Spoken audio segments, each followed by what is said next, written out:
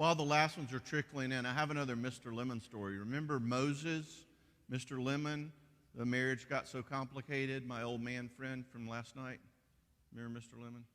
There was a lot of Mr. Lemon stories. One day I was walking through the church, and I was a teenager, and come across Mr. Lemon in the hall, and he goes, "John, you been reading your Bible?" And I'm like, "Oh, yeah, Mr. Lemon, been reading my Bible." He goes, "You been reading it every day?" I'm like, "Oh, yeah, absolutely, Mr. Lemon, I have." He said, "Well, we've had it in the lost and found down at the church office for about 6 months, and just wondered if you wanted to come get it." You know. That's Mr. Lemon. One time I passed him in the hall, and he was hobbling like this. And as I walked by him, I said, "Mr. Lemon, looking good." And he didn't slow down. He didn't turn around. He just said, "Look again." Anyway, all right. So what we've been saying all along is if you're in a marriage, if you're dating, if you're in a romantic relationship, whatever, and you struggle, welcome to the club. The Struggling Humans Club. Let me tell you a little about our organization. Number one, if you're not a member of our club, you're a member of another club. And we've said that just like the gospel, marriage has to begin here with our recognition that we're all strugglers and we're all messed up and we all need mercy and growth. And we've talked about that growth, and we've talked about 4 abilities we need to have, and we've talked about intimacy. And there's a sense in which you could say, like I said last night, that intimacy and mutuality, we're close, but we both exist and both matter, are kind of the most fundamental parts of relationships. So lastly, what we're going to address this morning is essentially the second I, identity. Can you be you and I be me? And what's going to happen when we do that? We're going to have conflict, all right? How do we both exist? How do we both matter? How do we deal with the horrifying nightmare that you're married to someone who is not you? Okay? So point 1 here as we get started is that conflict is not necessarily bad. All right? Conflict is actually necessary. Conflict is what happens when you have a relationship with 2 people, both of whom have brains, okay? How do we make sense of not being the same person? Those couples who say to me, "Oh, we never fight." I'm like, "Oh, yuck. Something's missing there. One of you's asleep, or you're both too compliant, or you're both too nice, but something's getting watered down." I was talking to a guy once. He said, "Oh, falling in love with the girl of my dreams. It's wonderful. It's perfect." I'm like, "Gosh, it sounds exciting. I think you need," he says, "What do you think?" I said, "Well, I think you need to pick a fight with her." He said, "What? We don't fight." I'm like, "I know. Pick a fight." In other words, you will never really develop real connection and intimacy in a reliable relationship unless you know how to conflict. Like the seraph said I think it was the second Matrix. He fights Neo, and he goes, "How can you ever truly know someone until you fight them?" Okay? So conflict itself is not necessarily bad. But that's not the real problem, conflict. Conflict's just how 2 people say, "I want X and you want Y." Okay? How do we resolve that? We'll get back to this, but a lot of garbage is going to get in the way, and we got to talk about the garbage. The plot twist is this. You have a disagreement, and that spouse isn't getting you, or you walk in and they've left their clothes on the floor again, or you feel like they're not letting you matter. Those things. Norma cleans up behind me. I mean, right behind me. Like, I like to cook, and I'll be cutting an onion, and I'll put my knife down to reach for another onion, and she's cleaned it off, and it's back in the knife block. I'm like, "Where's my," I tease her that when I get up in the middle of the night to go to the bathroom, I come back, and she's made up my side of the bed. I'm like, "Get off my back. Stop, just back off." Okay? Those things. Or maybe you need them emotionally or sexually and they blow you off, or maybe they're telling you how to drive, the marriage killer. Anyway, basic conflict stuff. But instead of working through the problem or asking for what you need in an adult way, right, instead you snap and you jab and you say that thing you've always wanted to say, or you go the other direction, the room all of a sudden gets icy, like when the Dementors come on Harry Potter, you can just feel, okay. And your hurt turns to anger, or Your fear turns to anger. Anger is a defense, by the way. Anger is what I call a secondary emotion. It's the second thing we feel. If you have anger problems, or you have someone in your life who has anger problems, the issue is the feeling underneath it. So people who say, I tend to go to protest and anger, the question I want to say is not like, well, let's put you in anger management treatment. The question is, what is it you're trying to not feel? You're late for an appointment, you're late for a job interview, and you miss every red light. You top the next hill, the light's green, and it changes red right in front of you, and you bang the steering wheel. You're mad, right? No. You're afraid you're going to miss the meeting. You're helpless because you can't change the lights. Okay, in other words, anger is usually something we jump to not feel something more vulnerable. And that's key as we make sense of anger, all right? In order, guess what you're going to have to feel if you stop feeling angry? Maybe sad. Hashtag last night, right? Anyway, recognize that, and we can talk more about it if you want. Anger is a secondary emotion. It is a defensive emotion, okay? So you all of a sudden, you switch into anger, you snap, you jab, you're like, you really are just like my dad. And what was a conflict has now turned into a fight. So point number one, conflicts are good. That's good. Fights are not good. They just hurt people, okay? And that's a real problem. Because once it turns into a fight, you're not trying to solve it anymore, Cinderella. You're just trying to win, and you're trying to hurt them, and they're trying to hurt you back. And remember old Mr. Problem from last night? He's sitting over here all by himself, and nobody's even paying any attention to him, right? So what I want to do this morning is deconstruct fighting and conflict. They're, by definition, these kind of complex, flowing, nuanced, sort of emotionally loaded events. And I want to sort of break them apart and kind of slow them down like the Matrix and sort of look at what's going on and try to give you some frontal lobe tools, some left brain tools to use in these super highly emotionally reactive kind of things, okay? And I want to get real practical with you on this one. I want you to take notes and have a list because once you're triggered in that emotional, what did you say? You're not in your frontal lobes anymore, and you're going to need something to help you get practical and try to actually engage this differently in the heated moment, okay? Now, the downside of practical is it's going to come across initially as oversimplified, and something in you is going to be going, yeah, right, but what if so-and-so? And I want you to say that in Q&A because that'll help us put meat on the bones and kind of flesh it out. But I want to give you the practicals. But it is going to be kind of a grid, a sketchy. This is not miracle cure.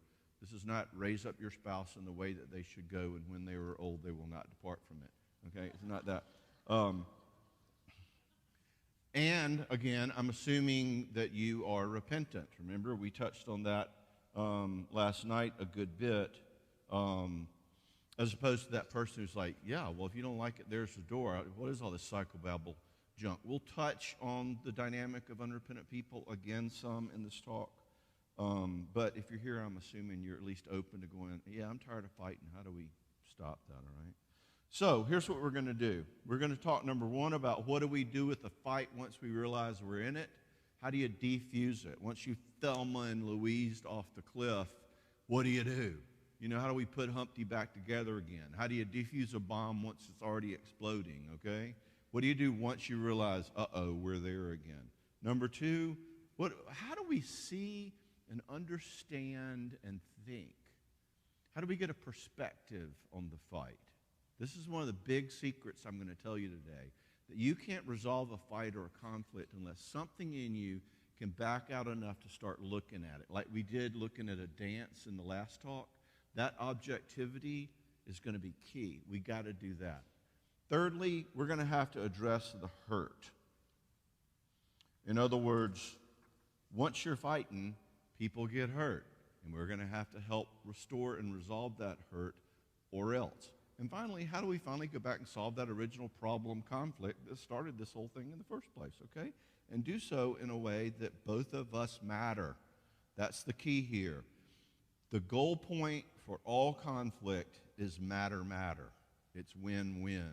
It's for us both to exist. That's going to be your goal. That mutuality is as important in a marriage as intimacy, which is why we're doing these two topics on Saturday morning, intimacy and mutuality. They're your peanut butter and jelly right there, okay? So, let's talk about number one. What do you do when the fight bomb hits? How do we do diffusing it once it starts to explode? Number one, once you realize you're fighting and you're saying the things you've always wanted to say, step number one is I want you to go to timeout. I alluded to this last night. I'm going to allude to it some more. I mean, you put your kids in timeout, right? You put yourself in timeout. Now, what this means is that somebody says, okay, whoa. I'm realizing I'm getting way too angry and I need a break. I need to stop. Or somebody says, God, that felt really hurtful. I think I need to step away from a minute. It feels like the way you're coming at me feels really kind of icky. I think I need a break, all right? Or we're losing control here. We need to stop, time out. Or one of the things that I will say to Norma sometimes is, I'll realize I'm triggered, and the phrase I just have started using is, I'm like, wait, I'm working. And what I mean by that is, I'm trying to keep from ripping your head off, and something in me is telling me that probably would not be a good idea, but I'm not sure exactly what else to do yet, okay? So I'm working, all right, but time out. Once you feel that joke, that jolt, once you're feeling that trigger, I can't believe you would say that. Or I got a couple in my office a while back, and he said something that made her angry, and all she did was start slowly turning her head. She just goes, and I'm like, dude, run, go. I'll like try to. It was scary, okay? But when you feel that jolt, when things turn to custard, all right, the first thing to do is not go with your reflexes. Don't go with what comes naturally. See, what happens when we encounter pain or difficulty or agitation or conflict, something important happens in our brain, and that is we go to that midbrain, that amygdala, that hypothalamus, whatever, that lizard brain, caveman brain, where your only options are really fight, flight, or freeze, all right? You're a caveman here. It's like run from T-Rex or kill him, or be eaten by him. That's kind of your only options there, okay? In other words, withdraw, nag, silent treatment, yell and scream, become roommates, tools of the trade with a fight, right? In other words, to find out which one of us is going to win and which one of us is going to be right and which one of us is going to be wrong. Does that sound familiar? We got a regular crowd here? In other words, a fight is where we start doing the same thing to our spouse that we do to a Coke machine when it doesn't give us what we want, right? Think about it. What happens? You put money in a Coke machine, you push the button, what's supposed to happen? Coke comes down, right? I like to put some questions in, kind of self-esteem builders, that I know that you can answer, Right. Okay, but what happens if you put money in a Coke machine and no Coke falls? You start banging on it, and you're shrinking the machine, George Costanza style. It's the candy cookie with the cookie crunch, You know the scene, right? And so we escalate, and so we get more intense, and we start being more aggressive, and we call that a fight. And that's a ton of fun till 1:30 in the morning, right? But there's a few problems with a fight. Problems that timeout is going to help us with, okay? Number one, timeout is going to help stop the hurt that we're going to have to address later on. But timeout helps stop the hurt. I have these couples who are like, we screamed at each other, for 6 hours. I'm like, all they were doing in that time was just coming up with different ways to be hurtful. Somebody needed to time that out early. Well, this is one of the most underused tools there is. Once you realize you are going to mean this, nothing good is going to happen. Until you can get back to your frontal lobes, which you need time out to do, nothing successful is going to happen. You need to just stop until you can get it together. Once you're in caveman brain, it's law of the jungle, eat what you kill, win at all costs, and that part of us is destructive. It is a child, and it needs to be put in timeout like a child, okay? Because that's what you're being in a fight is 2 6-year-olds, all right? Remember the 4 people in the marriage squares? You're being the little guys, all right? And they will not create anything good. By the way, while we're here, why don't we go ahead and answer the age-old question. Is what your spouse says when they're really angry how they really feel? You know, they're like, well, I never wanted kids anyway. And you're like, whoa, you know. The answer is no. They're thinking out of that child part of them. Children, child parts of us are absolute, ultimate, catastrophic. They think in these broad, just horrifying strokes, and that's what's speaking. Their real heart is not like that, okay? So, step one, marriage is like fireworks. You know, do not attempt without adult supervision. We got to get the little kids out of the driver's seat on that, all right? So, reason number one for timeout is people get hurt by cavemen and cave girls, and we've got to stop that, all right? Number two, timeout is helpful for this reason. Let me put it this way. The goal of fighting is wrong. Think about it. What's the goal of conflict? The goal of conflict is we both matter. I want X, you want Y. How do we work that out? High five, we're copacetic. What's the goal of a fight? The goal of a fight is to win. Now, I don't mean to be insensitive or anything, but that's stupid. That's a bad goal. Really? I mean, every marriage fight in my office, this is something I see chronically and thematically, and I want you to look for it in your own marriage, is once two people have a disagreement, they will default to an orientation that is, how can I get what I want? How can I come up with arguments about what you want? And underlying all of it is kind of this win-lose orientation, and they will live there forever. And until they get a category that I'm going to tell you about in a minute of win-win and mutuality, they will always live in this position of, I'm afraid if I don't let go of my hand around your throat, you're going to take what you want, throw me under the bus, I'm not going to matter, you're going to win, I'm going to lose, and so we fight. That's why we fight. We fight because we're scared. We're scared that if I don't keep forcing you to let me matter, you're going to win and take, okay? I see almost every couple I work with get stuck there.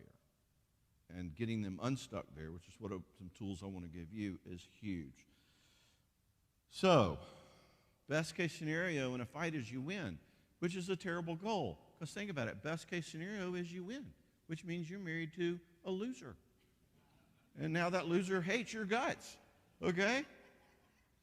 And they're going to come back and get you next time, I can promise you that. Same principle with teenagers. This could be a talk on teenagers right now, all right?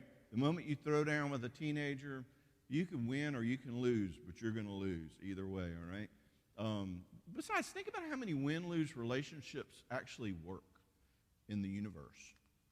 They don't.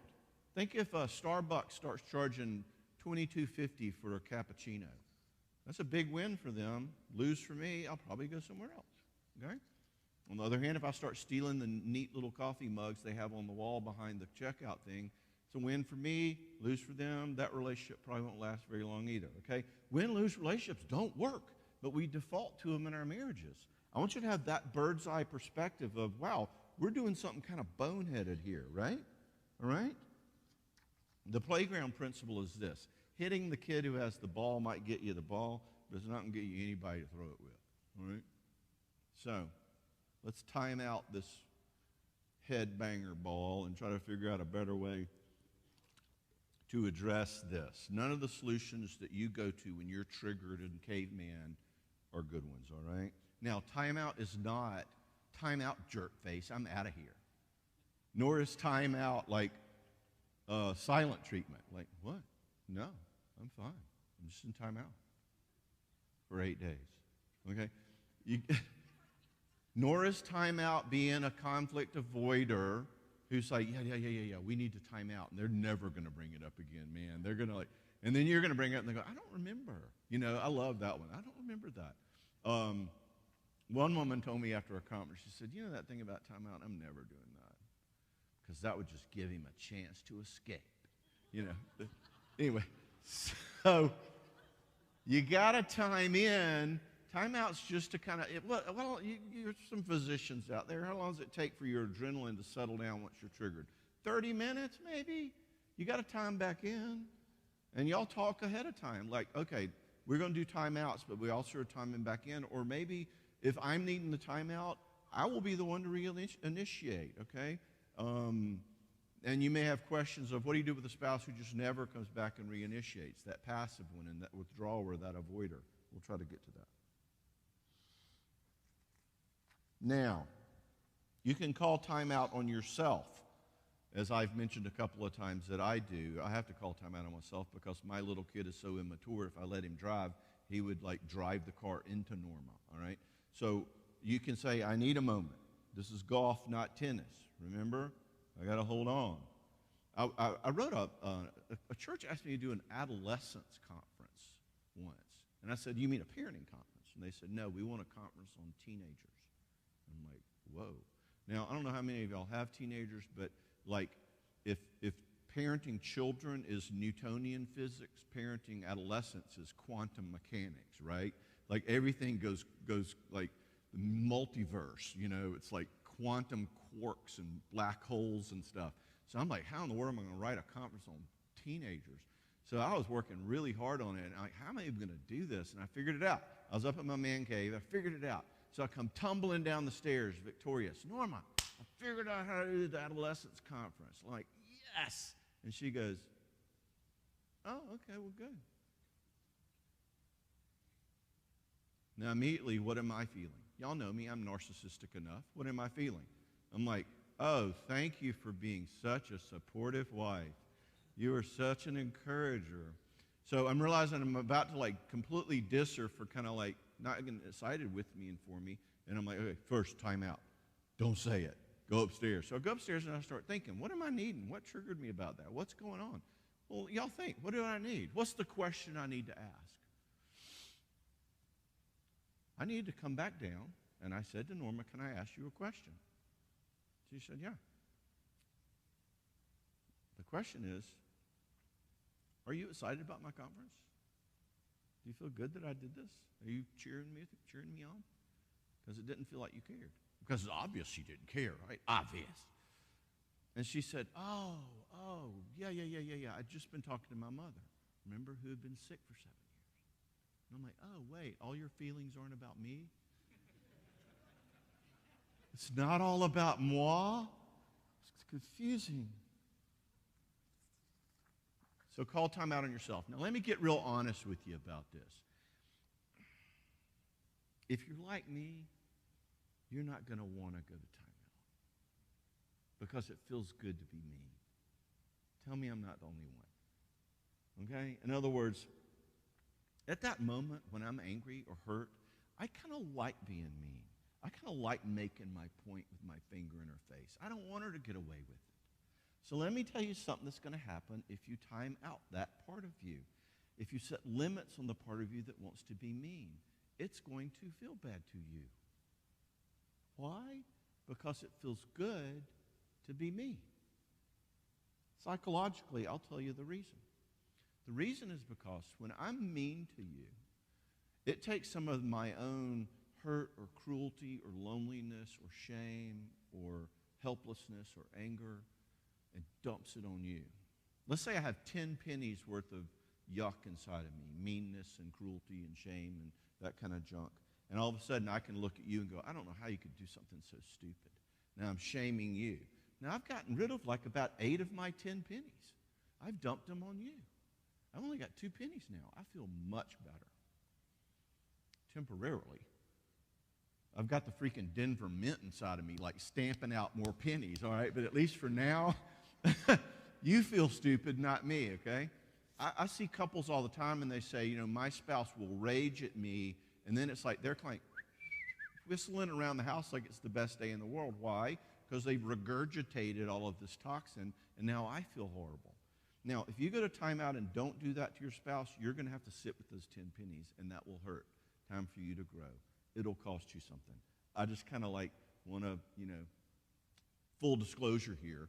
If you go to timeout, it will feel bad, all right?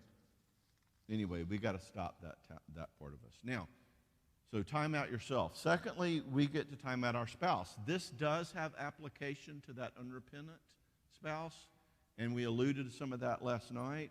Someone who's being a jerk and don't care, you know, they come in the door going, what are you thinking parking like that?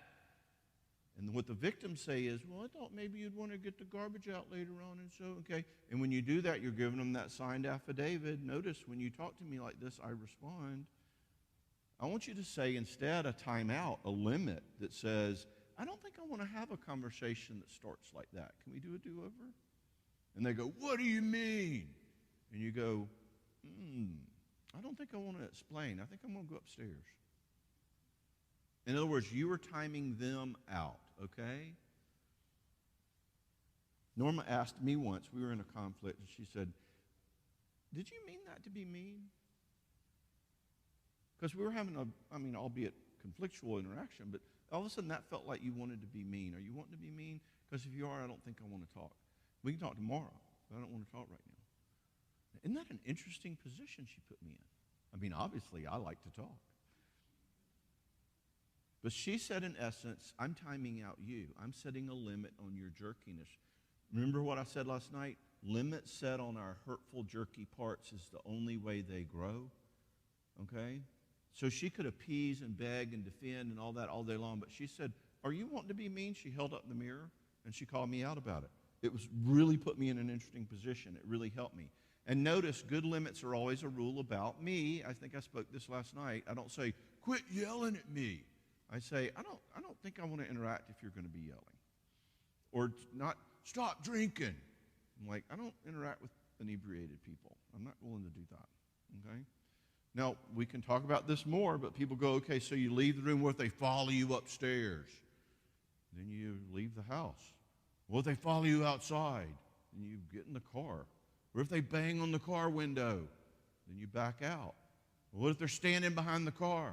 Then you call the police. We can take this as far as you want. But the victims live in this place of like, he's so mean, she's so mean, what am I doing? And we can always find the place where you have power. Trust me on that. But I don't want to get too far afield on that. That's in the difficult people talk, all right? This is literally what trains unrepentant people to develop humility and to develop repentance and develop that fourth eye. I have so many clients come to me in my office with this he language, and they'll be like, you won't believe it, she just yelled at me for like 4 hours. And when they do, I always look at their feet. I'm like, what? I'm just making sure you had feet, because I'm wondering why you sat there for 4 hours with two obviously pretty functional feet on your ends of your legs. Whatever. So, setting limits is this way underused, lost thing in Christianity, in my view.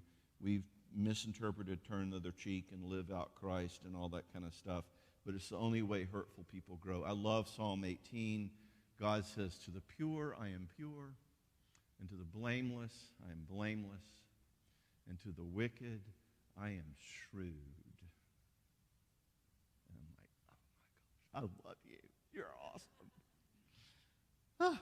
Gives me chill bumps. All right, third reason that we do timeout is because it's giving us a chance to think, okay? Again, remember, we've been living in this amygdala hypothalamus thing, and as long as we're back there, we're going to be knuckleheads, all right? In other words, timeout's going to give us the time to move up here to our frontal lobes, our left brain, little executive functioning people, okay? And be asking, why could this be hooking me so much? Why? What am I needing here? What is she needing here? I'm developing a little objectivity now, see? So we've timed out. When the timeout has given us time to get out of that reactivity and get up here, we are smart up here. We are dumb back here, okay? Basic principle. So stop and think. You know how Obi-Wan says to Luke, Luke, trust your feelings, all right?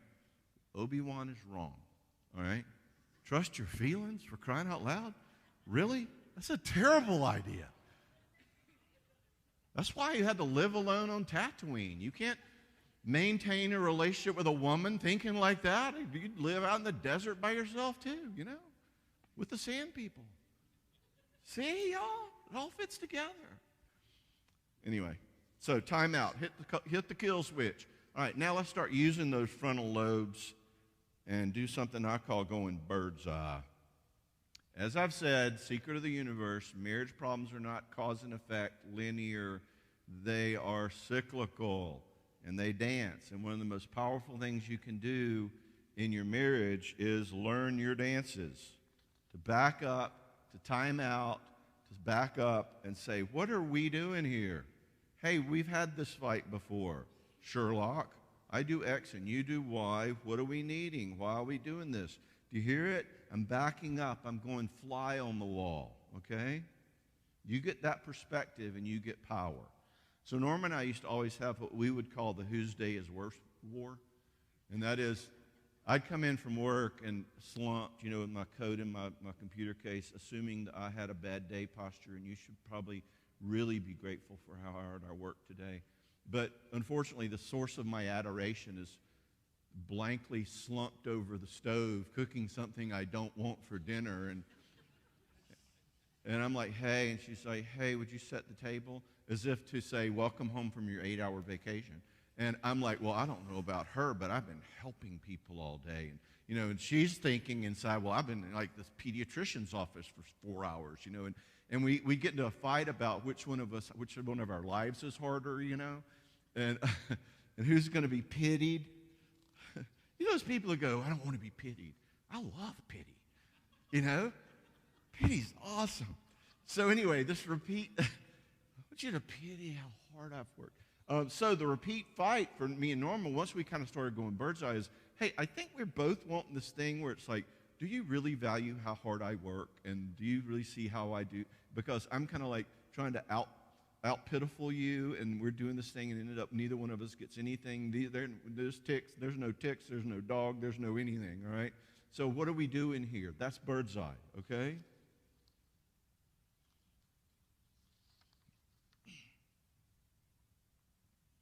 Two kinds of bird's eyes. Bird's eye number one is the ability for us to back up together and say, what are we doing? What is this dance? I keep doing this, you keep doing that. I notice we do this all the time. By the way, if you can't get that objective together, that's your little tell that you need some external eyes.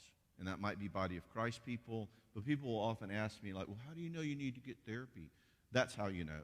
If you can't develop that objectivity, you need somebody else who can. Not rocket science, all right? So, bird's eye number one is, what are we doing? Let's get some new choreography in this dance, okay? Notice, by the way, my pronoun here, we. You hear how much we're saying we now? What do we say in a fight? You, no, you. Just the fact that we're going, what are we doing? Just the fact that we're using the we is going to shift the balance here. Now you got two people kind of shoulder to shoulder looking at the problem rather than fighting each other. You. What are we doing, okay? Y'all are Southerners. Y'all understand this. When I do this up north, I can't use this, but I call this y'allness. Y'all. What are y'all doing? What are y'all doing in your relationship, okay? I want you to have that kind of perspective, all right? Sometimes we need to do that sort of bird's eye later. Sometimes I tell couples that every fight's two fights. There's the one fight where you act like idiots, and there's the fight later where you kind of go back bird's eye and you go, okay, I think that when you said that totally triggered this in me, and it made me react like that, and I heard you calling me stupid. So, and you have what I call a conflict postmortem, and that is you sort of dissect the body later so you can figure out what happened and where did we go wrong, and that's going to so help you the next time, okay? Because there will be a next time. There will be. There will be. The right people get my references. That's good. All right, that's bird's eye question number one. Bird's eye question number two is gold. What's going on with me? What's my dance? What's inside of me? This is so important. You know that sense where something that you feel or your reaction to an interaction with your spouse has gotten way bigger than it should have been? In other words, it's like you're like popping off at some level. It's like, whoa, wow, I'm really reacting. Like 2 + 2 is equaling 7, okay? So this one is what's going on with me. Bird's eye on me is, where's that extra 4 coming from? No, 3 coming from. I've told some of y'all how bad I am at math. See? Okay, right? Okay?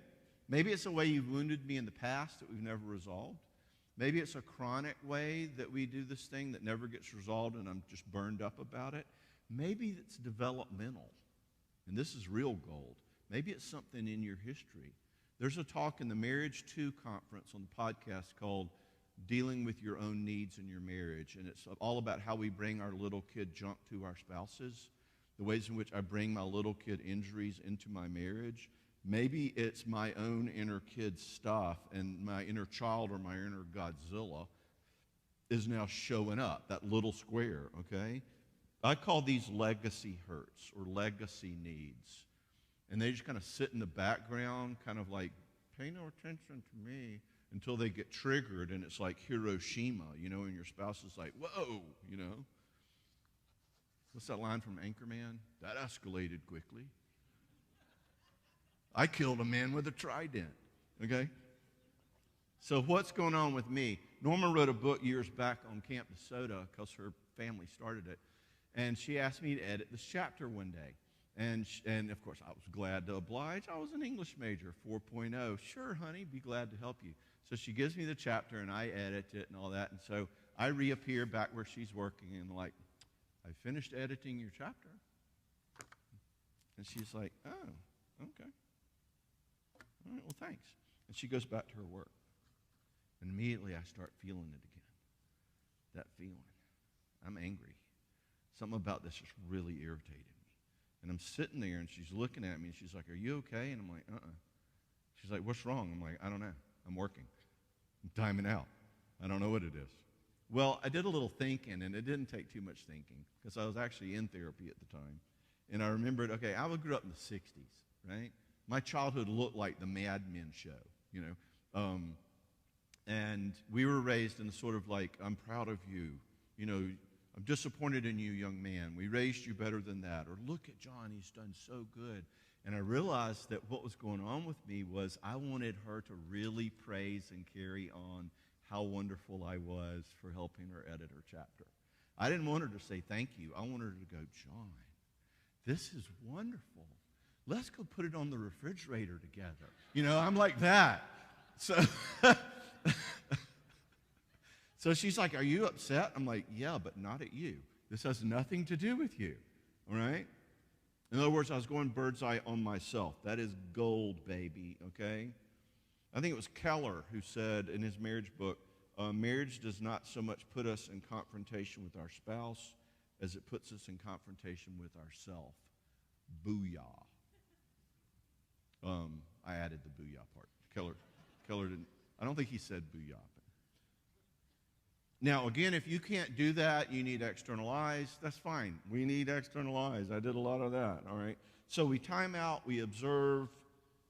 What are we doing? What's going on with me? Next, we got to address the hurt. As we've said, a key difference between a conflict and a fight is about hurt. In fights, we hurt each other, and we've got to address that. Now, here's the secret of the universe, and quite an unfortunate thing. The number one reason people have trouble getting beyond conflicts and fights is that most humans, raise your hands, most of us do not know how to actually heal hurt once we've caused it. We may even mean well. We may want to heal hurt, but we're not that good at it. We don't know what heals hurt, okay? And that's a big problem because until we address the hurt that got caused in that fight we just had, you ain't going nowhere, boy, all right? Because the issue now is not the finances or the in-laws or whatever. It's the hurt, and you've got like 3 problems now. You have the original conflict, then you're fighting about it, and now you're hurt, and nobody even cares about the problem anymore. All you care about now is, I want you to stop hurting me, or I want to hurt you back, and we go round and round and round, and that's exactly the same thing your spouse or your boyfriend is doing, and that's why a fight is a fight, okay? And again, poor little old Mr. Problem is still sitting over there all by himself. Okay? So if we're ever going to resolve the hurt, any of this conflict, we've got to resolve the hurt. Now let me ask y'all, what do you need when you're hurt? What helps you feel better? Being heard, I like that. Somebody else got another word for that? Validation. Good, you're getting it. You know what it is.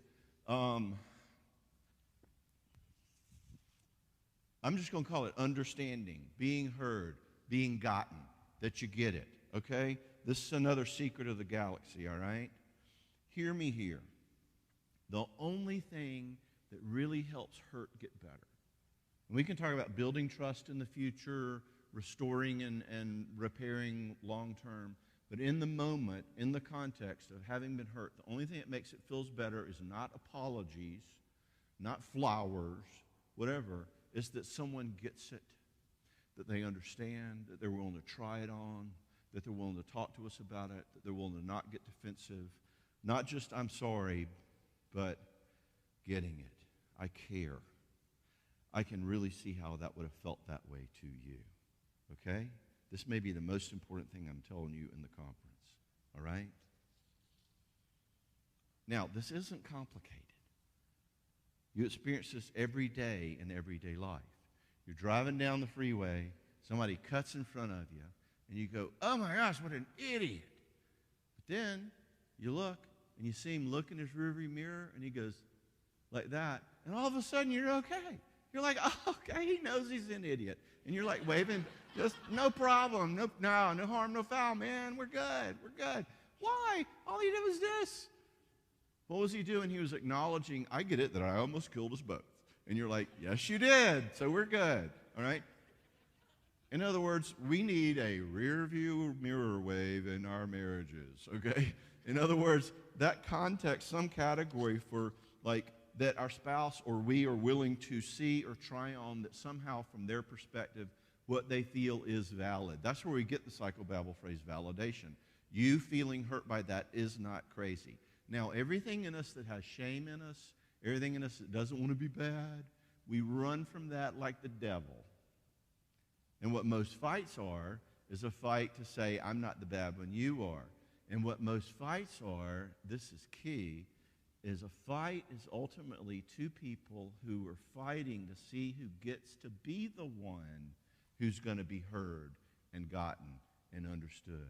Think about what we say in a fight. That's not what I'm saying. Yes, it is. You did say that. No, I told you that is not what you said. And what are we saying? You don't understand me, that's not me, you don't get it. No, you don't understand me, that's not me, you don't get it. And so we fight to try to make the other person give us this thing we long for so much. Okay? If you want any proof as to why this getting it thing is so important, there's your proof. What is it that we're longing for? Is someone to get it. The fact, go listen to what you say in your fights, and it will prove it to you, okay? So what does this sound like? A couple of months ago, I was working on my funeral. I think death is a very interesting thing. And to ultimately be with Christ and the transition to death, and we had a death in the family, and I started thinking about my funeral.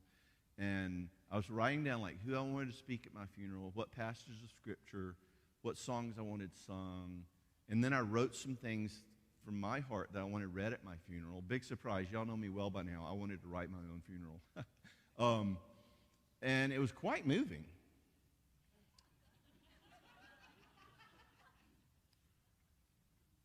I mean, just reading about this man and his life, and the impact that he's had. No, I'm just kidding. It was moving to write my funeral, like to pick my music and all that. And so I was like, wow. And it was a Sunday afternoon. Norma loves football, not just the Taylor Swift game, but all football. She loves football because we're backwards, remember?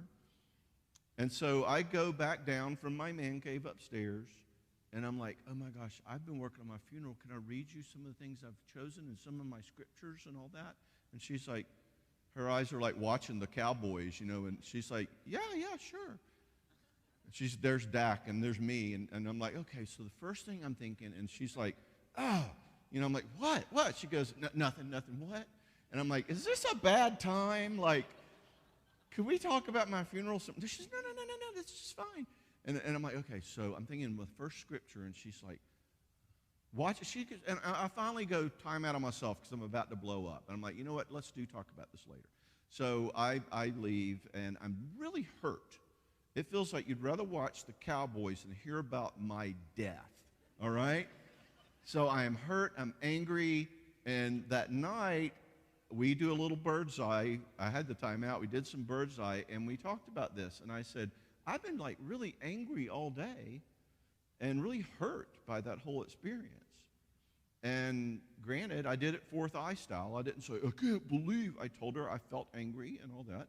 And that's safe for your spouse to tell you that they're angry. Guys, I love guys, you know. It's like we're like alphas, right? But then our wife goes, I'm mad at you. And all of a sudden we're like, what? I didn't do anything. We're like 5-year-old boys all of a sudden, you know, and mommy's unhappy. Can you have the boys for your wife to say, I'm kind of mad? And you go, bummer, baby, let's talk about it. What do you need, you know? Okay. Anyway, so I tell Norma I'm really hurt and mad. And so Norma has the grounding. She goes, talk to me. And we take turns, okay? That's going to be the secret. And most fights are, I'm going to try to make you get me. No, I'm going to get you. No, you're going to get me. No, we're going to fight back and forth. Why? Because we want to be gotten. Well, here's my super brilliant, erudite, after 40-something years of experience as a therapist, solution is we're going to take turns.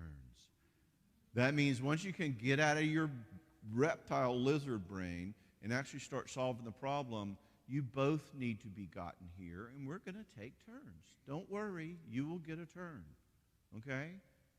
And sometimes Norma and I will say, I think you went first last time, so I'll go first this time, okay? Take turns. So she goes, you're the one who's hurt, what do you need? And I said, that hurt me. It felt like I'm coming downstairs. It's my funeral, for crying out loud. I want to talk to you about my death and my scriptures and these things, and you'd rather watch football. It felt sort of like, screw you, I don't care about you, and this is not important. It felt like you wanted to watch your football game. It hurt me. And she got it. She managed those parts of her that wanted to be defensive, and she said, wow, okay, yeah, I can see that.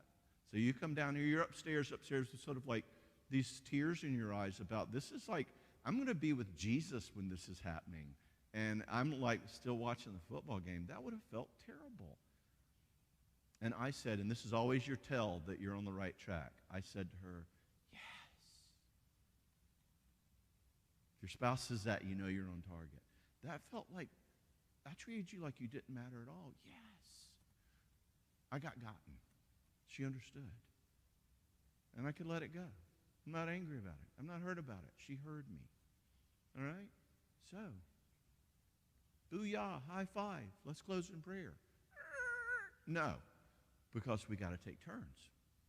If we just left it there, then John would feel all fat and happy, but Norma is, why is it we resist hearing one another like that? Because it sounds right now like Norma was this bad person who didn't pay any attention to me. She'd rather watch football, like bad Norma, and I'm the poor victim of her evil carelessness, you know. That's where it is right now, because we hadn't taken turns yet. So then she gets to say, once I've gone, yes, I did, she gets to say, can I have a turn? Or better yet, I'll go, thank you, your turn. And she gets to say, well, actually, I'd had an incredibly hard day, and I've had a terrible headache, and all I've thought was, you know what, the Cowboys are playing this evening. I'm going to order some Mexican to go, and I'm going to watch the Cowboys, and at last. And down comes my husband. He wants to talk about his funeral. The thing I want more than anything in the world is to unload. I want to watch the Cowboys, but John wants to cry together. She goes, can you see that that was kind of hard? And I'm like, yeah, I guess so. And she says, and besides, and this was really sweet, it's not really my favorite thing to talk about your death. I'm sure there's something in me that didn't want to engage you about it. Well, by that time, I'm crying. Okay? And I'm like, oh my gosh, I so get that. I'm feeling like, oh, I can just show up at any time. Remember, connectors? It's a big ask. I can just show up anytime I want, and somebody's going to unfold their heart for me, you know? And she's going, no, this was hard for me. And I'm like, God, get that. Okay? We took turns. It's the only thing that solves the hurt. Got it?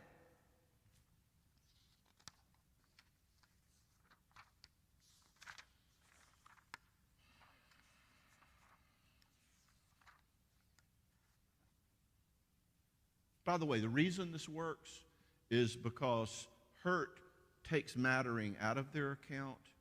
Hearing somebody puts mattering back in their account. That's biochemically, psychologically, technically why being heard. I say hearing heals hurt. That's why the 3 H's is true. If I hear your injury, it puts that mattering back into your account that I took out by hurting you, okay? Now, let's go to step 4 because I want time to do Q&A. We got to solve the problem. Here's the target. Remember we said fights don't work because every fight is a win-lose?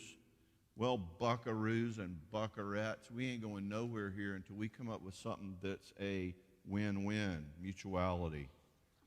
You've got to somehow both matter in this story, okay? Another thing we could call this is matter.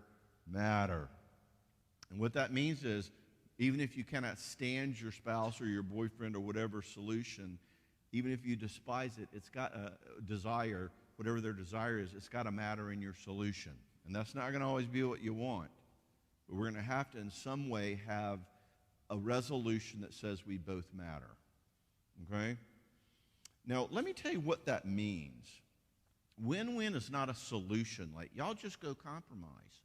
What I'm telling you here is I want you to develop the heart orientation in your marriage. What a win-win orientation is not a, well, John Cox says we just need to compromise. What John Cox says is win-win is a covenant. Win-win is a commitment. Win-win is a lifestyle like the Marines. No one's going to get left behind here. In other words, another reason that we fight is because we are scared. We are scared, like I alluded earlier. If I stop fighting you, if I stop holding you down with my fist over your face, if I let go, you're just going to take what you want and drop me, and I'm not going to get what I need, and you're going to win, and I'm going to lose, and that's the way our marriage will be. So I'm going to try to take from you before you take from me. The essence of sin, by the way, I think is taking. I don't trust God that he will provide for us, so I'm going to take. But we do that in our marriages too. But win-win is a covenant that a couple makes that says, look, I know you're scared that I'm not going to let you matter. And I'm scared you won't let me matter. But what Cox is talking about is a covenant commitment that says, here's my promise, that whatever happens, you and I are going to keep hammering it out until we figure something out. And I tell you this, people will tell you, yeah, but sometimes you just have to make a call. You know, are you going to move or not move? I find it rare that people come into a situation that they're not able to create a win-win on once they stop fighting, okay? So, you want Mexican, I want Chinese. Win-lose says, well, I'm going to get Mexican tough on you, or you get Chinese tough on me. Win-win says, we're going to figure this out. I don't know what. We'll get Mexican and pick up Chinese to go. We'll go to Chili's and get a Southwestern egg roll. I don't know what we'll do, but we'll figure this out, okay? Win-win is a commitment a couple makes to each other. And I want you to talk to each other about this, that I will not just take and leave you out in the cold. You don't need to fight me to matter. I promise. We will work it out. You think I'm too hard on the kids. I think you're too soft. Let's quit fighting about it. How can we both matter here? Apparently, we both need to grow. Let's get a parenting book. Let's see a counselor. Let's both get uncomfortable. I think we spend way too much money. You think I'm way too frugal. Instead of fighting over which one of us is right, how do we both stretch here some? You want to redo the house? I don't. Then you're a cook. Let's get you a really cool kitchen and then check how my bonus comes out at the end of the year. And we can go. But you feel the tone is one of let's try to take care of each other rather than I'm just going to get what I want. I saw a couple a while back, and he was in nurse prac school and wanted to go to med school, and she was wanted to quit her job and have babies, and so they were in this stalemate. If I give her her dreams, I don't get mine. If I give him my dreams, I don't get mine. And they knew it, and they were scared, and they were fighting because they were stuck in a win-lose. But as I started talking to them about, let's create a safety that says nobody's just going to take, okay, I get my thing, tough on you. If we create a safety that says we're going to have each other's back, that's a commitment that we make. What happened is these people started getting real creative. You'd be amazed how creative you can be when you stop fighting. He thought, okay, maybe I can do med school like this. And she thought, we can move some investments around. I can do a part-time job. And they started getting creative together because that's what marriages do, is solve problems together, not fight. Once we can get you out of fighting, I'm just delighted at the sort of solutions people come up with. All right?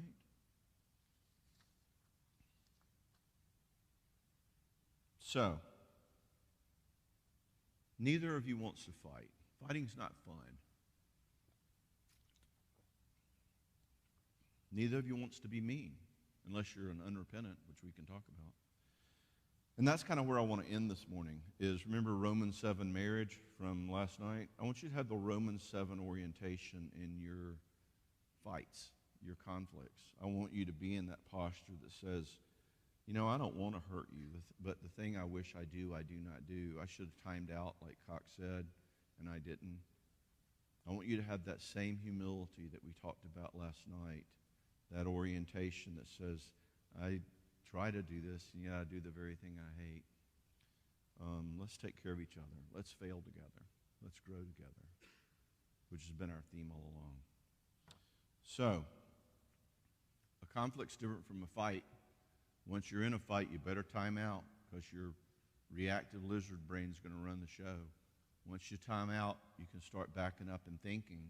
Once you're thinking, you can start going bird's eye. What is it we're doing? What is it that's going on inside of me? You can move toward hearing one another and taking turns and getting it, which is the only thing that softens the blow of hurt and injury. And we start thinking now, instead of fighting over who gets what, let's start figuring out how do we create a win-win together, mutuality together. Can I really trust that if I don't badger you and fight you and convince you to get my way, that you're actually going to care about my way? Can I trust you that I don't have to try to take in order to be cared for in this relationship? I want you to have that conversation. Now, write these things down. Have them on paper. When Norm and I were doing marriage therapy together, I had an ongoing list of things that I learned in marriage therapy, and I kept them in the bookshelf.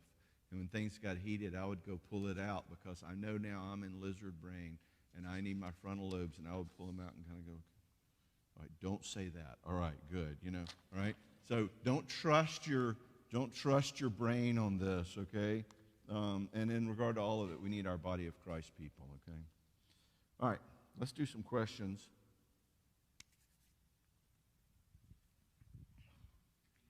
Let me see if some people have texted me while y'all reflect.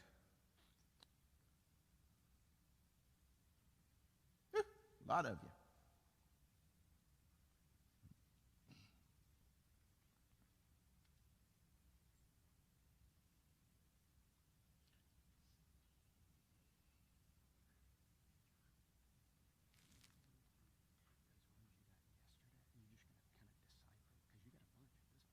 Mm-hmm. Mm-hmm. I have a bunch now, yeah. Yeah. Are you gonna? Do you just want to pick and choose? Yeah. Yeah, I'll pick. If you need any help. Yeah. Yeah, good.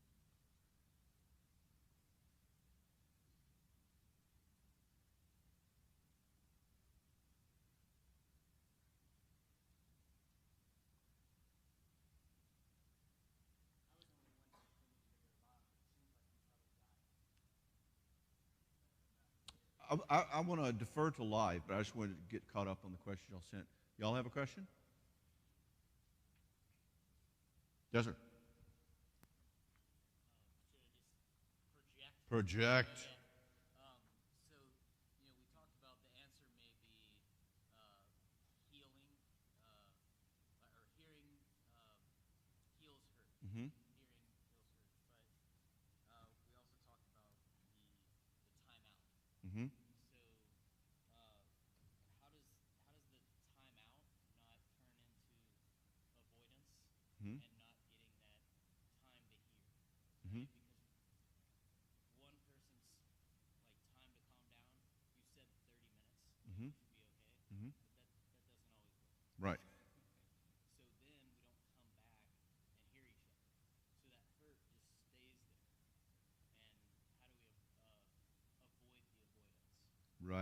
The question, in essence, is what do you do if one of you is an avoider? That's a great question. Because then the conflict's never resolved, and the people don't feel like either one is being heard. Right. So let's begin where we always begin, and that is question number one is the avoider person repentant or not? In other words, are they someone who is like, I just get so scared of conflict and I don't want to swing back into it and I know that we should and I know it's important? Are they somebody who's repentant and doesn't want to be an avoider? Or are they somebody who's an unrepentant avoider and it's just sort of like, oh my gosh, you want to go back and talk about that again? Can we just let it go? Those are two completely different stories. I think it's more repentant, Mm-hmm. but it's like that's hard to do. Right, yeah. How do I go back to that? Because I'm scared to go back. Okay, it's you? Okay. I love it. All right, so obviously what you're seeing is if we go to our model from last night, one of the blind spots that you're talking about is, can I be me? Is it legit for me to go in and say, this is who I am, it might upset you, what's going on? So that's where I want to go with my body of Christ people. And I want to say to my spouse, all right, conflict avoidance for me, I have something going on here, I'm going to figure out what it is. So let's say I talk to people who know me and they're like, so what do you think pushes your buttons? Oh, I just get so scared of anger. And I start learning where I learned to be afraid of anger, that conflict feels really scary. I don't have a category for conflict ending good. Like once you start a conflict, it just gets worse, and that's all my little child part of my brain thinks. So I just want to run. And repentant me is like, and I know that puts you in a terrible place. All right, so at least now we're started with two people saying, hey, here's a broken part of me. All right, and I'm not avoiding talking about the fact that I'm avoiding. You're showing up and bringing that, and now it's in relationship, and you're talking to your spouse about it. And your spouse can be thinking, well, let's think. What are some ways I could respond to you in conflict that might help you feel safer? What are some things you might need to know from me? Like, if you do something and it hurts my feelings, you're going to go, I think my little kid part thinks, if I hurt your feelings, you're never going to love me again. Are you going to love me again? And she's going to go, absolutely. And we start challenging that little kid part. The avoider is motivated to do something, okay? We're not just avoiders. We have a reason to pull away. Conflict is scary. I don't want you to be upset at me. I feel ashamed. There's a reason there. So if you're repentant as an avoider, it's like, interesting. I really get afraid when I'm put in a position to have to upset somebody or to really stand up for myself. And I'm learning from my body of Christ people or my therapist or whatever where I learned that. My spouse is understanding that. And now we're kind of all on the same team helping this part of me become somebody who's a little more bold and more courageous. And we turn this from, what's your problem? You're just an avoider, to a situation that's like, oh, there's stuff you're afraid of and there's stuff you need. So you join the sort of Growing People's Club. And what I find is that people who historically are avoiders, they're scared of conflict and they don't believe it can turn out all right. And one of the things they need is some experience and some safety to sort of start learning, actually, that's an old kid message, and I don't need to keep believing that. And so they start challenging it. And what happens is, like Norma is like that. Norma would tend to love just to avoid any conflict. And, of course, I'm a thorn in her side. But as she's talked about it, she'll say, there's something in me that my heart starts to race, and I get terrified, and I'm afraid, and I just want it all to go away. And so, A, she's done a lot of her own work, and B, she and I have talked about what I can do. She says, it would really help me if you're really more careful about your anger, because your anger scares me. And I'm like, good, I'll do that. And number two, would you be patient with me? Because sometimes it takes me a little while to get up my courage to come back. But she's repentant, so she wants to come back. She's just afraid. And so can I manage my intensity? I mean, I'm a pretty intense guy, right? Can I manage my intensity and give her room? So now she and I are kind of on the same team. And she's gotten to the place to where she would say, we had a conflict a while back, and she said, and look at me. I showed up, and I talked about it, and we worked it out, didn't we? And I'm like, yes! And she was in this kind of fun process of growing there. So asking the question, is more your invitation to that party, that growing party. And that can so grow. We're not empty bottles. And if I'm an avoider, there's a reason something is pulling me back from it. Okay? Let me do one of my phoner questions. Somebody said, what do you do with a betrayal? I'm going to have to extrapolate about that one, obviously, because I don't know anything but that question. What do I do if my spouse has really betrayed me? Let's say it's a relationship with someone else. They've betrayed you in the sense of an extramarital relationship. My first question, you get 3 guesses what it'll be. Are they repentant or they're unrepentant? Is this someone who says, it breaks me in two that I made this choice and I want to do anything I can to restore it? Okay? If that's the person who's betrayed you, take door number 1. If they are unrepentant, like, oh my gosh, would you get over it? I broke it off, okay? I fired the secretary. Let's move on. You know what Paul says, forgetting what lies behind, and let's just, that kind of person betrayal, take door number 2. It's a much more difficult situation. So let's talk about both of them. With somebody who's open to the process of real restoration after a betrayal, they are humble. What is it that you need? Well, hopefully they will ask you. A person who's done something betraying, I want them to say to you, oh my gosh, please be thinking what you need in order to heal from this. And they may not know yet. They may say, for you to leave me alone for a month. Now, the jerks are going to go, well, how are we going to ever work it out if I leave you alone? No, a repentant betrayer is going to say, I will do whatever you want me to do to help heal this because I betrayed you. Do you hear the humility and the repentant nature? They're going to get somewhere, guys, okay? And they're doing this on the terms of the wounded party. What is it that you need? That humility. And they may need to talk about it for a while. A lot of times, this is in my forgiveness talk, there's a difference between forgiving an injury and healing an injury. And a lot of times you'll see someone who's betrayed their spouse and their spouse is working on forgiving them for it, which is a process, kind of like grieving a death. You don't forgive today, you forgive over the next 8 months. But even if you've forgiven, the injury could still be there. I mean, if you back over my foot with your car, I may forgive you. I'm a bad driver too. But I'm going to need you to take me to PT and to surgery and all that. And you're going to go, why am I still having to drive you around? I thought you forgave me. Do you feel the idiot factor there? Okay, the injury's still there. So someone who's betrayed another person recognizes we may need to talk about this a lot. And I want that victim hurt person to be able to say, hey, I was watching a show last night and it really triggered up something for me about what happened. And someone who has betrayed you who's repentant is going to drop everything and say, oh, it kills me that this is always there for you. Trust me, it's there for me too. Do you feel that welcoming spirit? I want your woundedness in my life.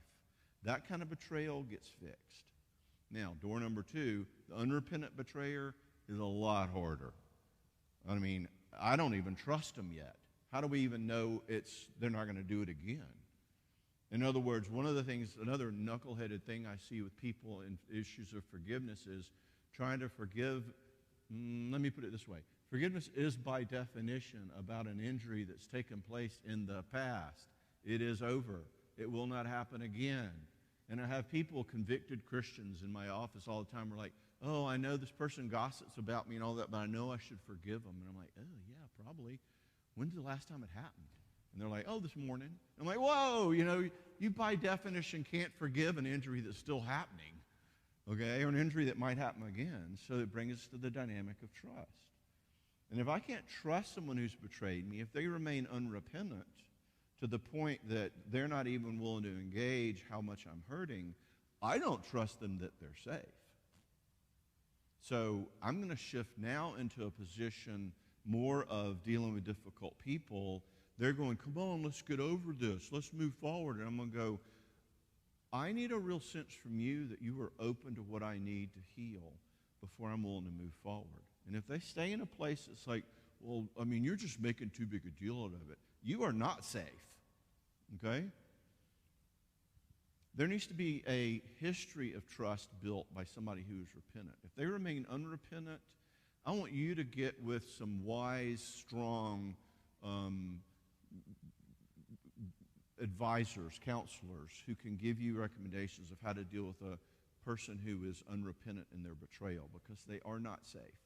And if you stay there, they might really hurt you again. And that's kind of on you. So be real careful about the difference between a repentant and an unrepentant betrayer, all right? If they're unrepentant, you might need to make temporary shifts, like what I call a disciplinary separation.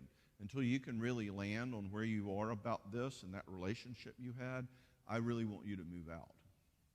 And, talk to the pastor, talk to some therapists, get busy, find out where you land. But what you're doing is too harmful for me to really engage. That's a godly limit. You look at the New Testament, Paul's saying stuff all the time like, have nothing to do with such people. We're afraid to set limits and discipline on people who are destructive. But if you have an unrepentant betrayal person, you need to be really thinking in terms of limit setting and responsibility for yourself and setting limits on them. With the repentant person, you get all that nifty, loving, heartbreaking healing that comes. Okay? That's just some categories to think about regarding that. Right? Yes, ma'am.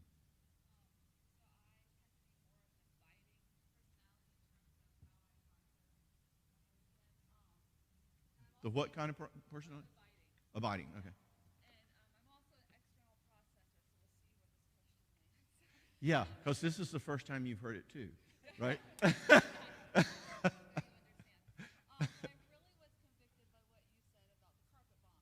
Yeah, yeah, yeah.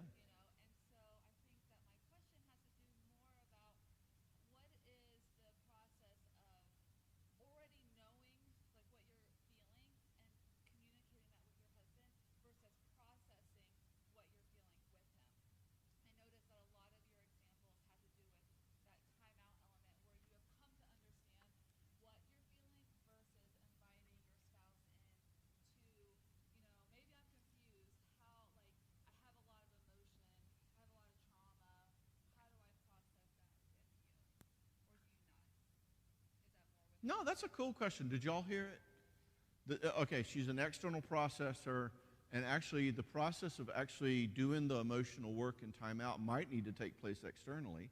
And what role would her husband play in that? I'm kind of imagining it's sort of like, okay, so part of me wants to like slit your throat, and part of me is I need to process this out. I'm just kidding you. I'm sorry. All right, I hope that one of the things you picked up from me is I don't always know. I did not know why I was so enraged about the eye surgeon. It took me most of the day to figure out it was because I was embarrassed. Okay. Now, the dynamic of how you emotionally process, I think it's so cool and repentant of you to ask the question. And I think it also dovetails a little into what I was saying about how those of us who are abiders, it is a big ask to ask our spouses to connect and engage it. So I think, number one, it is important for us to at least have a collection of resources of people, safe people, body of Christ people who are really helpful for me to do that. My spouse should not be the primary place that I metabolize my emotional world. Okay? In fact, if I have an emotional struggle, a little rule of thumb I have for marriages is you can go to your spouse second with that. In other words, if I feel, lonely and depressed or whatever like that, I need to bring that to my body of Christ people, get a little bit of a handle on it, understanding it, like the avoider. Like there's all sorts of gold in there, man. I need to understand that a little more, and then I can bring it to my spouse. Okay. So, lastly on that though, I think it would be cool to have a little bit of a I don't know, what am I trying to say? Ask his permission. Are you in a place, do you feel like your tank is full enough for me to externally process with you right now? And he gets to go, mm-mm. Or maybe he goes, absolutely. And he can kind of back up and let you kind of do your thing until you land. But that requires a lot of emotional energy to be the sounding board for an external processor. And that's not good or bad. It's just the dynamic of external processing is It really engages someone else's heart and a lot of chaos in mind, and that's a big ask. So I want to have resources outside. I love how repentant and open and curious you're being, and I want to ask him, hey, I think I need an external process. Are you in a place to do that, and see if he is or not, and let that be something he can join you with voluntarily more. But just the fact that you're taking such ownership of it and that humility of, I know this could be difficult for him, that's gold right there. Remember, the point here is not y'all go have better marriages. The point of this weekend is y'all go be broken, fallen people together and grow together, because neither one of you got sit together. And how do we grow in this, or how do we grow in that? Okay. Another one of my phoners, and then I'll get to you. Hang on. Yeah. One of my phoners was, how do you deal with a narcissist? Okay? That's a good question. And narcissist is kind of the new dirty word to call people now. Like, if you want to really insult a man, he's a narcissist. If you want to really insult a woman, she's a borderline, you know. Anyway, and there's a lot of kind of folklore in our psychology world that narcissism is incurable.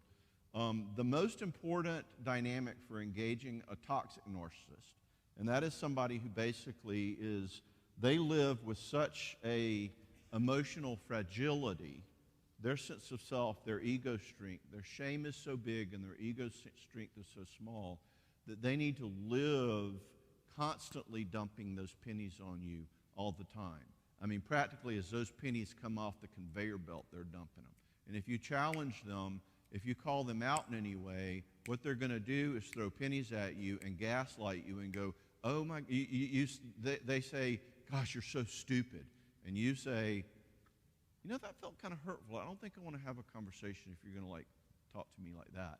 What they'll say is, oh my gosh, it has to just always be your way, doesn't it? You know, that's that gaslighting thing. Now, the trick to gaslighting is to take away their power to insult you. Like we were saying last night, don't say, no, I'm not trying to control you. I want to say, really? Is that your takeaway? That for me to set a limit on how you're talking to me is me being controlling? Well, you sound really certain about that. If you ever want to get curious about whether that's what I'm doing or not, let me know. In other words, a narcissist has power to the degree that you need them to think that you are good. And a narcissist is going to go, oh my gosh, I mean, you're the crazy one. And I want to say, you sound pretty committed to that belief. I'm actually willing to have a conversation with you whenever you want, if you want to get curious together. I don't need to get curious. I know what the problem is here. I mean, we both know what the problem is here. And you go, this is feeling really unkind. I think I need to go in the other room. And they follow you to the other room, you go upstairs. And if they go upstairs, you go outside. And if you go outside, you get in the car. And if they stand behind the car, you call the police. I mean, we take this as far as we want. The problem is, I'm not going to try to convince you that I'm not crazy, and I'm not going to try to convince you that you're a narcissist. I'm going to set limits on the way you treat me. Now, the reason this works is because narcissists and most bullies are very fragile. And they will need something from you soon. And maybe they've called you every name in the book or hollered and screamed at you and gaslighted you to the cows come home. And sometimes I'll have spouses say that he just stood over me and screamed at me. And so what I did was I just shut my soul off and I said, you can scream at me all you want. Obviously, there's no way I can stop you. And just let me know when you're done. And that feels like a loss today. You lost. But let me tell you what's going to happen. Day after tomorrow, he's going to remind you, hey, remember we have that party at the Joneses' house this weekend because I'm being considered for partner? And just wanted to remind you of that. And you're going to go, well, that confuses me a little bit because the last interaction we had, you screamed at me for 45 minutes. And now you're asking me to do something for you, like go to this party? Could you help me understand that? And they're going to blow up at you. And you're going to go, apparently I'm making a good choice. I'm really not interested in going to any parties on behalf of your narcissistic career as long as you continue to treat me like that. Now let me tell you what the real problem is, guys. Every spouse I know who's married to a narcissist at that point would say to me, oh no, I can't mess up his career. Oh no, I can't call the pastor. He doesn't want everyone to know. And at some level, they are paying in the back door for this narcissist. I want you to say, I'm not about to go to that party, and you can explain why I'm not there. Or you can tell them to call me, and I will explain why I'm not there. But as long as you treat me like this, I'm not going to be giving you freebies. If you want to repair our relationship, however, what does God do when someone does get repentant? If you do want to repair our relationship, I'm all open. Let's work together. But here, an engagement of a narcissist is, number one, I'm going to detach from my need for them to say I'm good. Number two, I'm going to set limits all I can, but vicious. But number three, I'm going to always let there be a cost. And that's not retaliation, that's reality. It's not payback. But if you go in a shoe store and they go, we don't sell shoes to ugly people like you with big feet, are you more or less likely to buy shoes from them? Now, is that punishment or discipline or retaliation? No, it's reality. And people who are married to jerks continue going back to the same shoe store and wonder why they're treated like this. It's because you're distorting reality to them. It's, you can treat me like a piece of garbage and I'm still going to be cute arm candy for you at the party. That's insane. You're the crazy one, not the narcissist. Okay, now, we got a question. Yes, sir.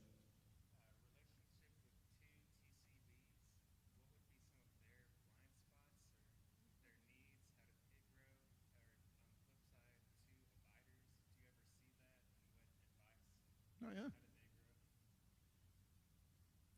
If y'all are two TCBers, I want to live in your neighborhood. Like my water heater's leaking, and could you come over and help me? TCBers are going to definitely get stuff done.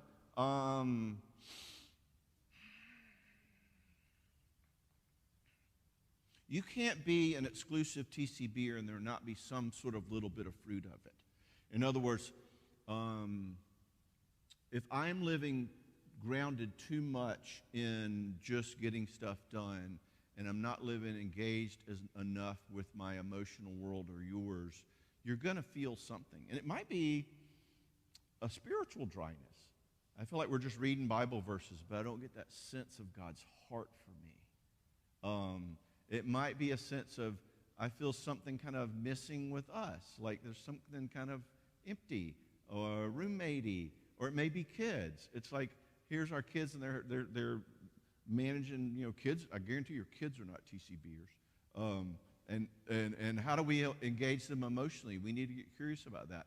Life will tend to push you toward those blind spots and engage you to ask questions of like, okay, I think there is something going on here emotionally that I need to get curious about, right? Once you start asking, it's kind of like dude's question about how do I know who I am? The same question is, how do I know how I feel? So I have a client right now, and he doesn't know what he feels, but I can see it on his face, and I go, there, whoa, wait, right there. What was that? And he'll go, I think I felt sad. I'm like, it looked like sadness. And he goes, yeah, I felt sad. And he's literally learning it, okay? So if you're a TCBer and don't default into that emotional world, again, your externalize, your body of Christ people help kind of pull that out. But your life is going to function well. Now, two abiders, I've never heard them complain much, except the fact their cars don't run,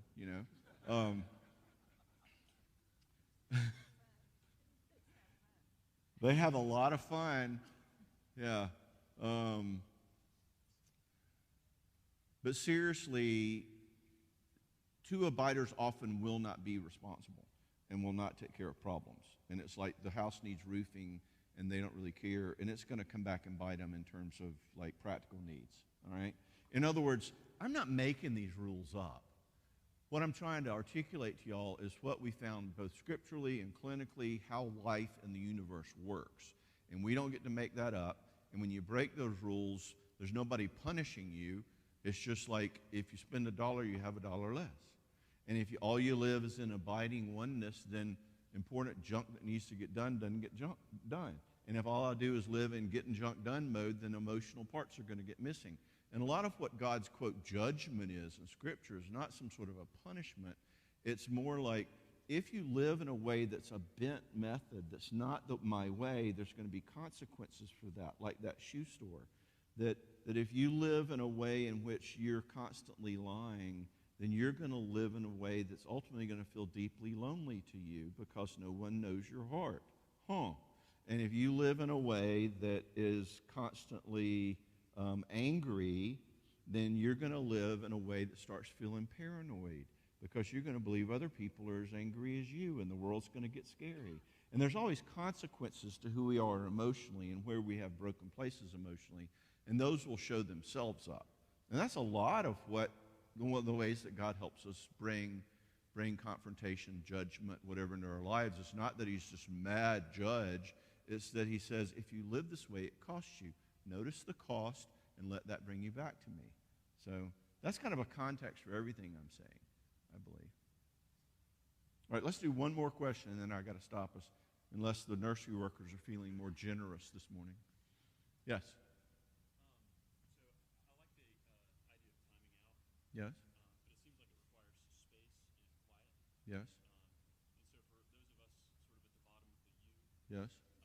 for those of us sort of at the bottom of the U, Yes? Just sort of. can you kind of like contextualize that a little bit? Yeah, it doesn't take time. It takes time, but it doesn't take space. You can do a timeout emotionally with what's going on with your spouse. I did timeout about the eye surgery while I was seeing 4 different clients. Oh, he says, what about timeout if you don't have the time and space? You got a bunch of kids crawling all over you, blah, blah, blah, blah, blah, like that. And I'm saying timeout doesn't have to necessarily be a sanctuary. It's just I'm going to engage you in a hurtful way until I can get my feet on the ground. And I said that the timeout I did with the eye surgeon, I saw 4 clients. I probably owe them their money back. But I got a lot of internal work done. You know, that's the important thing. All right, can I do one more of these? Okay, good. So many of y'all wrote, and I'm so sorry to not be able to do more. I'm going to try to find one I can answer somewhat briefly.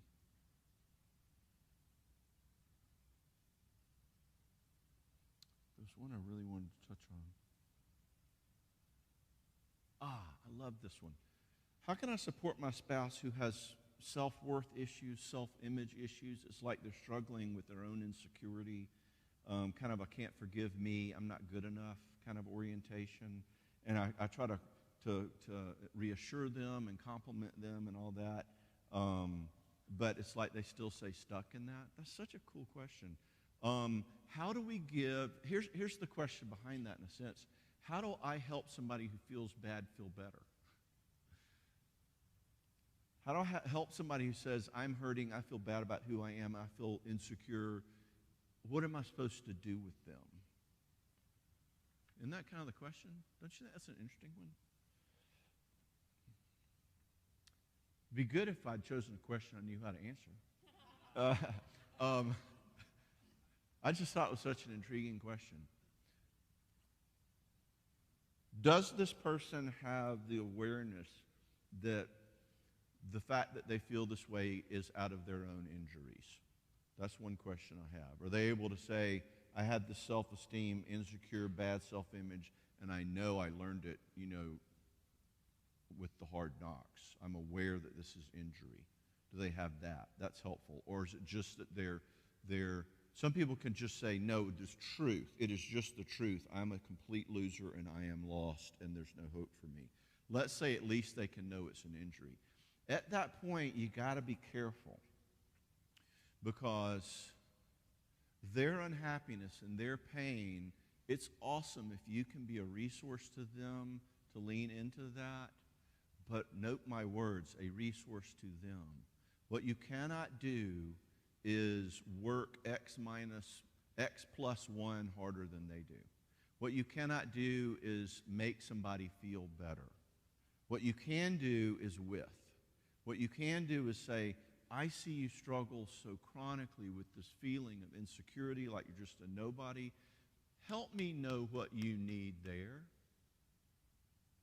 I would love to give to you there. Help me know what you need. Now, notice what I've said is not, no, baby, don't you see that's not true because, and I'm trying to fix in a sense.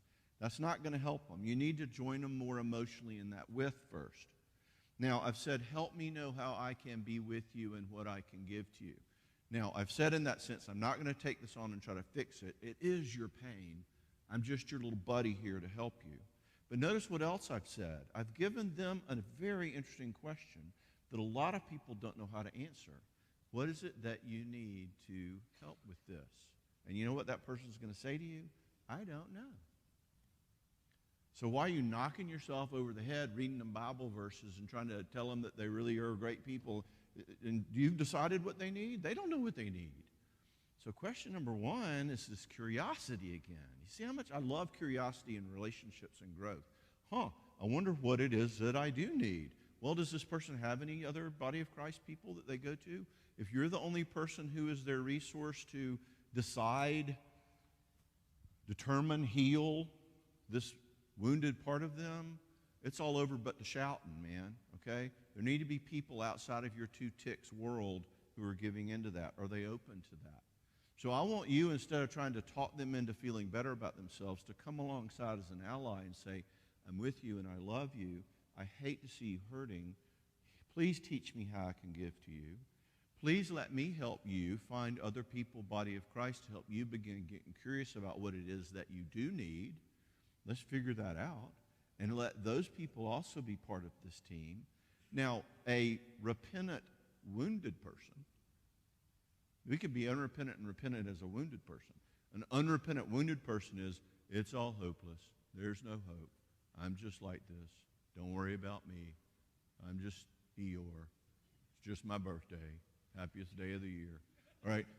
They're just going to be wounded forever. Repentant, wounded people are like, I hate that I'm like this. It crushes me. I'm so tired of feeling like garbage about myself. And they have the energy to actually get engaged. Now, you be their helper. You can't be their leader. And if they don't know what they need from you, then that's where you start. Then let's start learning what you need so that you can get it from your body of Christ people and from me and from your Heavenly Father, etc. Okay?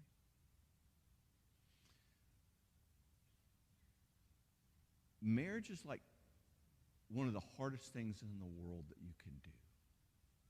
And if you do it half well, you're ahead of most people.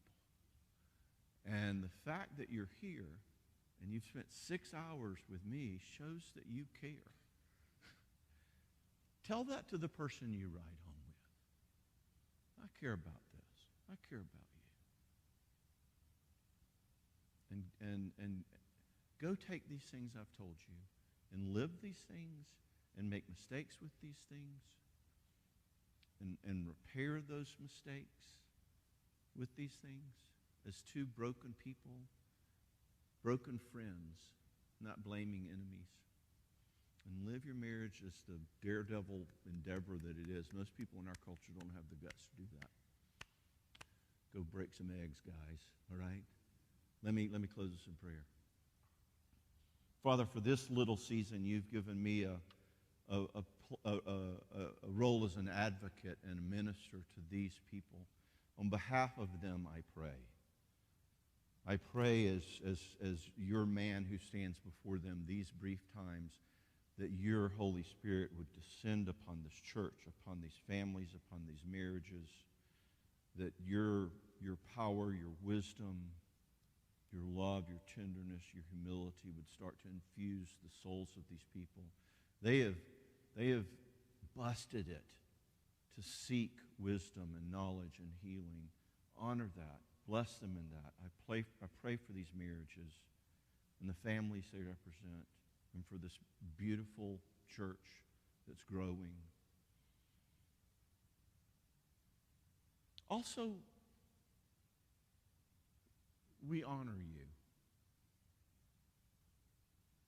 When we engage something like, let's talk about how life-giving relationships look, we have to work real hard and use keynote slides and do Q&A and notes, and we work really hard to try to understand love and truth and forgiveness and humility. But I want to close just with a brief recognition of worship together, that you never need to do that. You never wonder how to love. You never wonder how to forgive. You never wonder what humility and grace and power and strength and glory looks like. They flow out of you. They flow out of you. We worship you. You're our God. And we get to be your children. In the name of Christ, we pray. Amen. Thank you all. Let's give John a hand. Give yourselves a hand.